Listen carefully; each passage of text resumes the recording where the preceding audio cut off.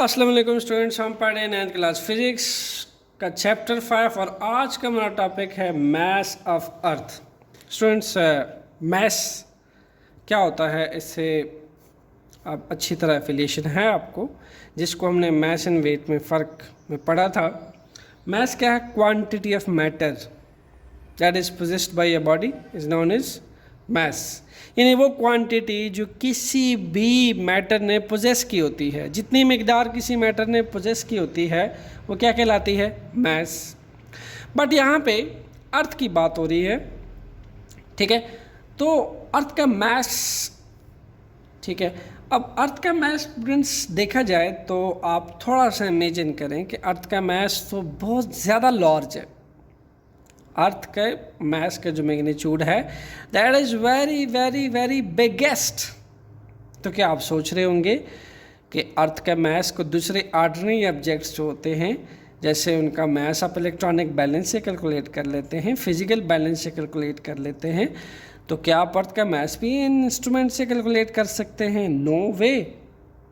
अर्थ का मैस हमने other different non parameter की हेल्प से अर्थ का मैस हमने अप्रॉक्सीमेटली मेयर किया और हमने ये कहा कि अप्रॉक्सीमेशन की हमने कि इतना अगर इन चीज़ों को हम जान लें तो इन चीज़ों की मदद से अर्थ का मैस कैलकुलेट किया जा सकता है और अप्रॉक्सीमेटली अर्थ का मैस इतना होगा। ठीक है, तो स्टार्ट करते हैं मैस के अर्थ को मेयर करना। सबसे पहले हम एज्यूम करते हैं कि लॉ ऑफ ग्रेविटेशन ये कहता है कि जो ग्रेविटेशनल फोर्स अर्थ लगाता है किसी भी ऑब्जेक्ट के ऊपर, ठीक है, अकॉर्डिंग टू न्यूटन जो ग्रेविटेशनल फोर्स अर्थ लगाता है किसी भी ऑब्जेक्ट के ऊपर, वो ग्रेविटेशनल फोर्स इस एक्सप्रेशन से डिनोट की जाती है। देखा जाए तो हमारे पास उस केस में फार्मूला होता है F equal to G m1 m2 by D square. अब इस फार्मूला को हम अपने हिसाब से चेंज करते हैं जो हमारा केस है। कैसे? देखें, यहाँ फिगर में देखा जा सकता है स्टूडेंट, ये है हमारे पास अर्थ। अब अर्थ तो बहुत ज़्यादा बड़ी है, अब अर्थ का मैस भी फिर उस हिसाब से बहुत बड़ा है, ठीक है, बड़ा होगा। सोचिए ना कि अर्थ कितनी बिगेस्ट है, so due to its biggest size the mass will be also bigger। इस पे कोई भी एक बॉडी पड़ा हुआ है, कोई ऑब्जेक्ट पड़ा हुआ है, एक ऑर्डिनरी ऑब्जेक्ट पड़ा हुआ है, ठीक है, जिसका यहाँ पे अर्थ के सरफेस के ऊपर रखा गया है, ठीक है। आप यहाँ पे कोई भी ऑर्डिनरी ऑब्जेक्ट इज्यूम कर सकते हैं। आप ये बॉल इज्यूम कर लें, ठीक है, दिस वन, आप इसको एज ऑर्डिनरी ऑब्जेक्ट इज्यूम कर सकते हैं कि ये अर्थ के ऊपर पड़ा हुआ है, ठीक है। अब स्टूडेंट्स, इस फार्मूला को अगर मैं चेंज करूं मैस ऑफ अर्थ के लिए कैलकुलेट करने के लिए, तो देखें mass of earth is very very bigger, ठीक है, mass of earth is very very bigger to the mass of that ball और any other ordinary object. So that's why मैं मैस ऑफ अर्थ चूँकि बहुत बिगर है उसको मैंने कैपिटल एम से रिप्रेजेंट किया और उसके सबस्क्रिप्ट में मैंने छोटा सा ई डाल दिया, यानी मैस ऑफ अर्थ। इसी तरह मैं इस छोटे से m के सबस्क्रिप्ट में छोटा सा o डाल देता हूँ, mass of objects, that is any object. So mess of earth is very very बिगर, इसलिए इसको कैपिटल M से रिप्लेस कर दिया, m2 को, और इसी तरीके से m1 को स्मॉल m से रिप्लेस कर दिया क्योंकि ये मैस बहुत छोटा है, बहुत स्मॉल है मैस ऑफ अर्थ से। फिर आपको G नज़र आ रहा है, capital G, that is gravitational constant, ठीक है। फिर आपको कैपिटल R नज़र आ रहा है, ठीक है, कैपिटल R यहाँ क्या है? रेडियस है। अब रेडियस कहाँ से आया जी? ठीक है, अर्थ अगर देखा जाए तो अर्थ एक स्फेरिकल शेप की है, ठीक है, अर्थ एक सफ़ियर शेप में है, तो हर सफ़ियर का जैसे एक सेंटर होता है, ठीक है, सेंटर से यहाँ तक का फासला क्या कहलाता है? रेडियस। तो इसी तरह अर्थ का भी एक रेडियस होगा। तो ये जो ऑब्जेक्ट है इसके सेंटर से लेके अर्थ के सेंटर तक के फासला को हमने क्या कर दिया? रेडियस कह दिया। जैसे आम फार्मूला के अंदर ये d था, d को रिप्लेस कर दिया हमने r से, ओके।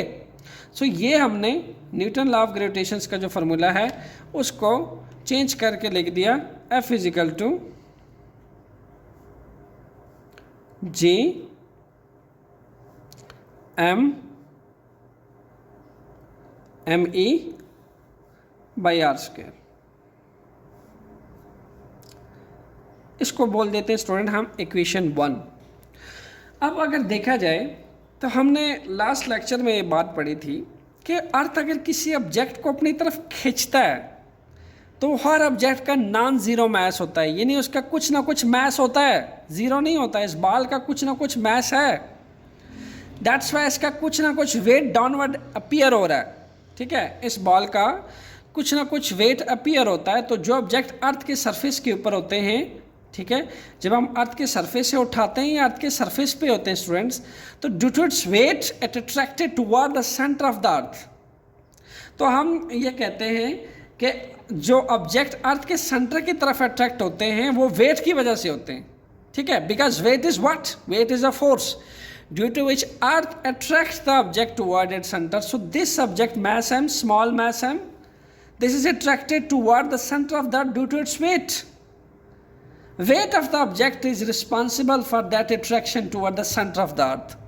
So एक तो ग्रेविटेशनल अट्रैक्शन है जिसके थ्रू अर्थ ग्रेविटेशनल फोर्स लगा रहा है इस छोटे मैस को अपनी तरफ खींचने में, और एक इस सब्जेक्ट का वेट है जो इसको खींच रहा है अर्थ के सेंटर की तरफ। तो हम लिख सकते हैं इक्वेशन 2 में कि the second one is the weight of that ball और दैट मैस, और वो किसके इक्वल होता है, W is equal to mg। इसको हम नाम दे देते हैं इक्वेशन 2। सो स्टूडेंट्स यहाँ पे मेरे पास दो फोर्सेज आ गई, एक न्यूटन लॉ ऑफ ग्रेविटेशंस की फोर्स है, न्यूटन लॉ ऑफ अट्रैक्शंस की फोर्स है, जो ग्रेविटेशनल फोर्स है जो इस बॉल को अट्रैक्ट कर रही है अपने अर्थ के सेंटर की तरफ, और एक वो वेट है जो due to its mass downward attract किया जा रहा है अर्थ के सेंटर की तरफ। तो स्टूडेंट है तो ये दोनों फोर्सेस इक्वेशन 1 इक्वेशन 2 में ये दोनों ही फोर्सेस हैं। तो हमारे पास मैथमेटिकली भी और फिजिक्स के थ्रू भी हमने पढ़ा कि ग्रेविटेशनल फोर्स किसी भी ऑब्जेक्ट पे कितनी एक्ट होती है, इस बॉल पे और किसी ऑर्डिनरी ऑब्जेक्ट पे कितनी एक्ट होती है उस मैस के वेट की इक्वल। इसका मतलब है ग्रेविटेशनल फोर्स कंप्लीटली इक्वल होने वाली है किसके, इस बॉल के वेट के, क्योंकि ग्रेविटेशनल फोर्स इस बॉल पे उतनी ही लगने वाली जितना इस बॉल का वेट है, या फिर जितना ये मैस पड़ा हुआ अर्थ के सेंटर की तरफ। लास्ट लेक्चर में भी हमने इसको पढ़ा था कि the gravitational attractions between the earth and the object is exactly equal to the weight of that object और वेट ऑफ दैट बॉल और वेट ऑफ दैट पेंसिल। इनके वेट की इक्वल लगती है ग्रेविटेशनल फोर्स ऑफ अट्रैक्शंस। तो हम इन दोनों equations को इक्वल लिख सकते हैं, बराबर लिख सकते हैं, क्योंकि एक ग्रेविटेशनल अट्रैक्शन इस वेट की इक्वल है, इस सब्जेक्ट के वेट के इक्वल है। सो आई कैन राइट, और मैथमेटिकली अगर हमारे पास कोई से दो इक्वेशंस के लेफ्ट हैंड साइड या राइट हैंड साइड इक्वल हों तो हम उनको आपस में कंपेयर कर सकते हैं। They can be compared with each other. So मैं लिख सकता हूँ compare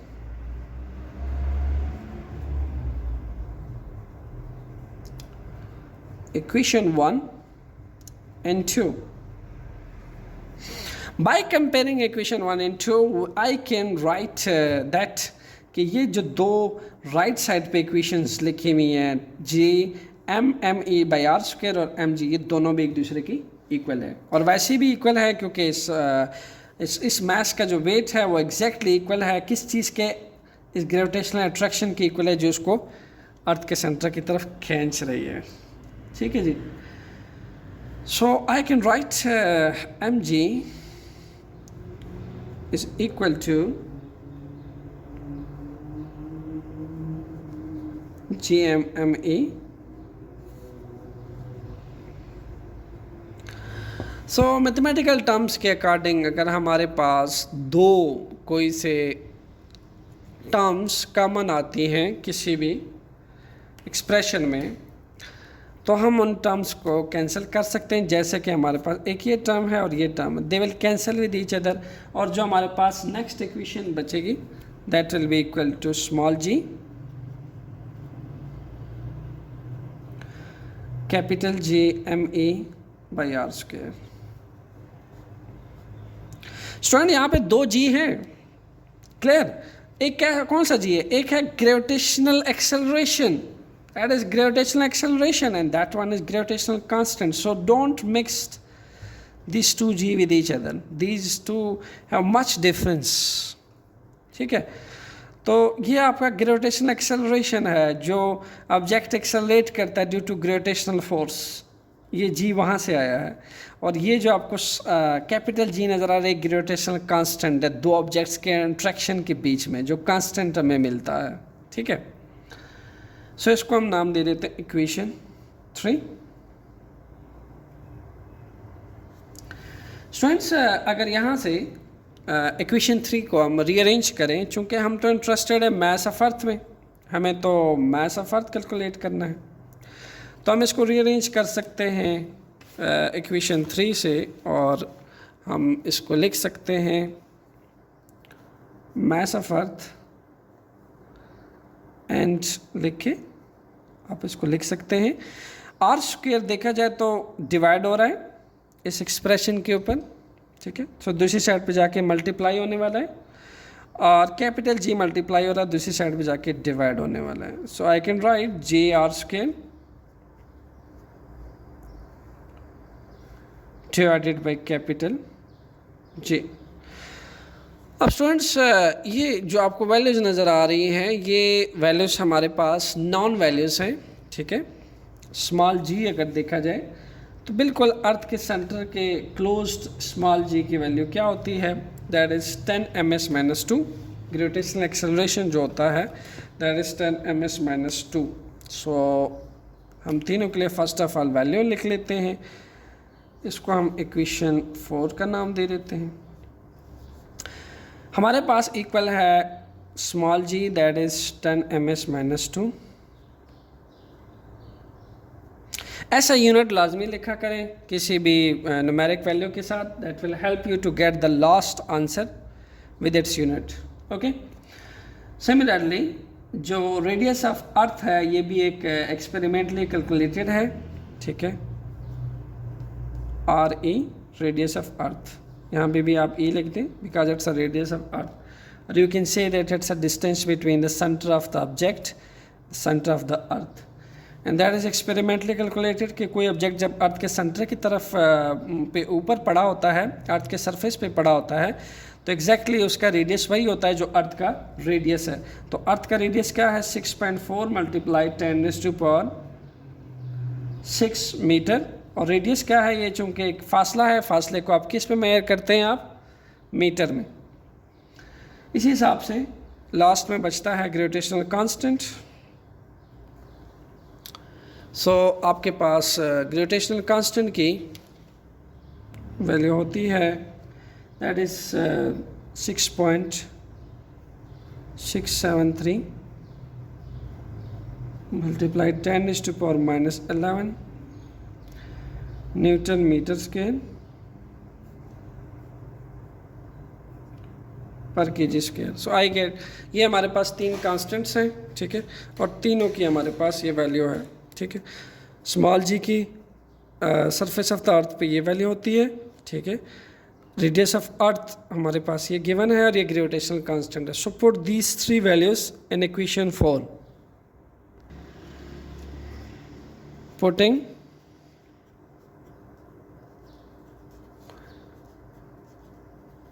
the value of small g, capital G, and radius of earth, and equation 4. So I am going to put these 3 values. I will get mass of earth equal हो जाएगा किसके, first of all हम 6.4 multiply 10⁻6 metre radius of earth की value put कर देते हैं, take square 10 ms-2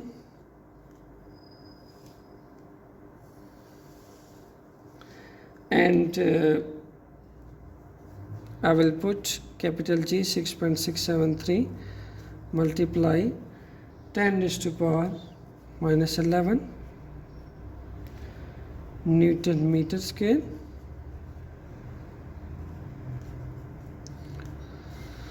students यहाँ पे बहुत सारे स्टूडेंट्स को जब वो आंसर निकालते हैं मैथ्स ऑफ अर्थ का तो उनका आंसर गलत आता है। उसकी वजह ये होती है कि वो इन तमाम वैल्यूज़ को, इन सारी वैल्यूज़ को इकट्ठा कैलकुलेटर में पुट करते हैं, तो कैलकुलेटर जो इसका आंसर निकालता है वो इन 10 रेज़्ड टू पावर जो 6 है, ये 10 रेज़्ड टू पावर जो -11 है, इनको ऑलमोस्ट थोड़ा सा साइंटिफिकली, जो साइंटिफिक नोटेशन में नहीं लिखता तो आंसर में वेरिएशन आ जाती है। तो आप सबसे पहले तो ये करें कि इन वैल्यूज़ को 10 रेज़्ड टू पावर के अलावा जो वैल्यूज़ हैं इनको अलग आप सॉल्व करेंगे। जैसा कि 6.4 का स्क्वायर लें तो जो आंसर आता है वो लिखें, 10 रेज़्ड टू पावर 6 का स्क्वायर लें, जो आंसर आता है वो लिखें। जैसे यहाँ पे 10 रेज़्ड टू पावर 12 आ जाएगा, ये 10 रेज़्ड टू पावर -11 है, ठीक है।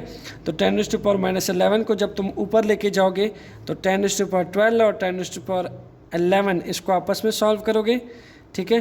तो ये 10 रेज़्ड टू पावर 23 आ जाएगा। चूँकि बेसिस जब सेम होती है तो एक्सपोनेंट ऐड अप हो जाती हैं आपस में। और बाकी ये जो वैल्यूज़ आपको नज़र आ रही हैं ये वाली और इसका स्क्वायर लेके इनको आप आपस में डिवाइड करें तो आपको जो आंसर मिलेगा लास्ट में, ये आपका अप्रॉक्सीमेट आंसर आ जाएगा मैथ्स ऑफ अर्थ का। That will be equal to 6.0 multiplied 10 raised to power 24। तो आपके पास अर्थ का अप्रॉक्सीमेट मास आ जाएगा। तो हम ये कह सकते हैं कि the mass of the earth is the mass of earth is